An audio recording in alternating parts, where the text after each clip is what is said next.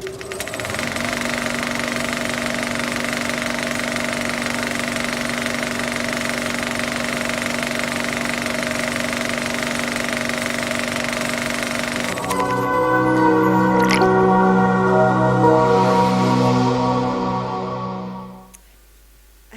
I'm Basudha, and I would like to share a little story with you guys about my experience here. I started applying for jobs in Nepal when I came back in 2015, as you're expected to do once you come back from university and you're an adult, right? And I would get a lot of callbacks because I did have a lot of experience in the social work field. And I would be very excited when I did get callbacks. I went in for my interviews, and it was very exciting for anyone coming back to a new country, or your own country after a long time. My interviews always went very well, and I was always very good with them. I've had that confidence, I knew I had that experience, I knew I was good to go. But at the end of it all, they would always ask me this one question, which I've always feared, is, how is your Nepali? And then my heart, would sink a little bit, and I'll try my best to speak in Nepali and give them a good answer. And they would give me this look of total disappointment, and say, sorry, it's not good enough. Sorry, it's not good enough is something that now I'm okay with. I'm accepting of it. I'm growing because of it. And why I cannot speak Nepali as well as most Nepalis would is because I actually never grew up in this country. I grew up in English boarding schools outside the country where I wasn't allowed to speak Nepali. I also went to a lot of different international schools in various countries all over. Then after my high school, I moved to Australia to do my higher education, where I had my first real adult job as a social worker. So I had all these experiences, and I always understood Nepali because my mom would always speak Nepali.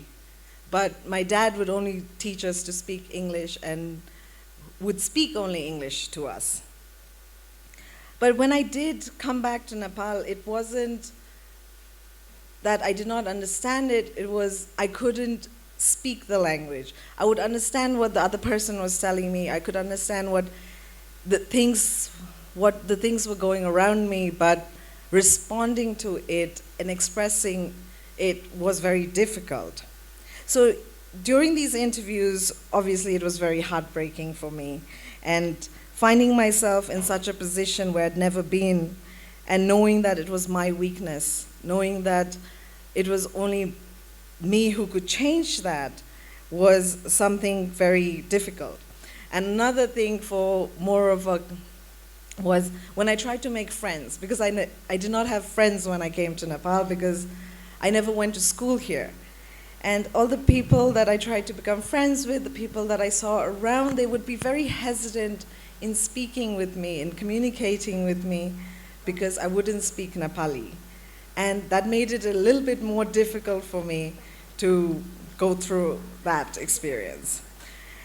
And so through all my life, I never was the person who would easily break down and easily pour feelings and cry over emotions, right? But this language dilemma that I was going through when I came back here was really a roller coaster of various different emotions, from sadness to accepting to ugly crying to a total state of confusion, because I wasn't able to express myself. I did not know who I was, and I didn't know what I could do here in Nepal.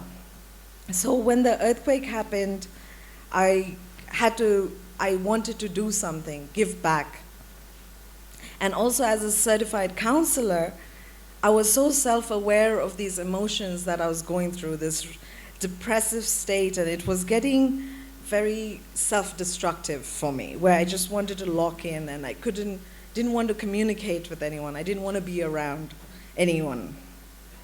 So it was, and then I would continuously think about this one incident that happened when I was in Australia still, and I had decided to move back in 2012. And I had packed up everything and I was ready to come back to my country for the first time. And I got a call from my aunt, and she asked me, "What are you going to do in Nepal?" And I actually hadn't thought about that. And so I didn't have a response for her.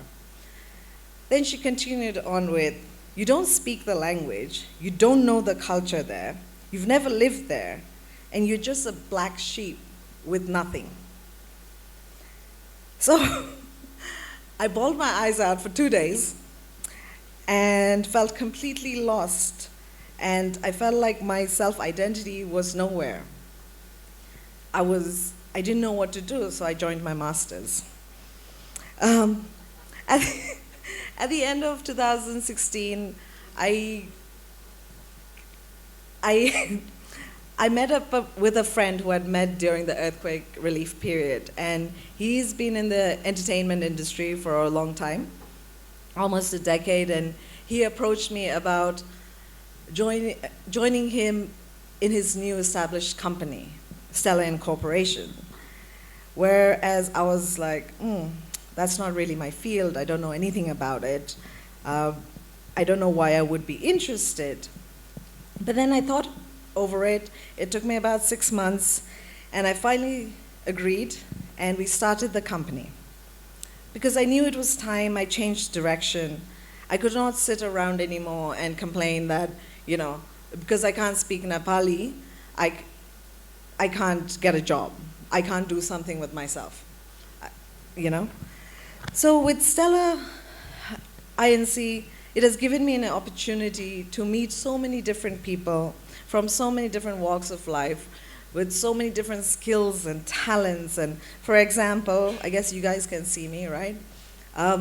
This outfit that I'm wearing today, they wanted me to wear heels, but I couldn't do that. Is from Bora Studios and by designer Akash Shashta, who've done a great job, and I'm supporting the Nepali talents, the youth. Also, I feel from an entertainment company, from a showbiz company that you usually would think is very superficial and it's all the glam and the lights. At the same time, this same language brought me into a whole different field that I'm learning so much from, I'm growing so much from, and it's also appreciated that I'm able to speak both, I am able to communicate, because honestly, I really think my Nepali is pretty good for someone who just learned how to speak it 2 years ago, who wasn't able to put in a sentence, one sentence together, to also not being able to pronounce my partner's name, to now actually being able to run 2 different companies and building a team, and I think I'm doing pretty well. And that was my learning curve. And I can hear you guys. The journey has been hectic, it has been fun, and I have grown, and I'm looking forward to the new opportunities Stellar INC is bringing to me, and I'm thankful to not only Stellar and all of you guys, but also to StoryYellers. Thank you very much.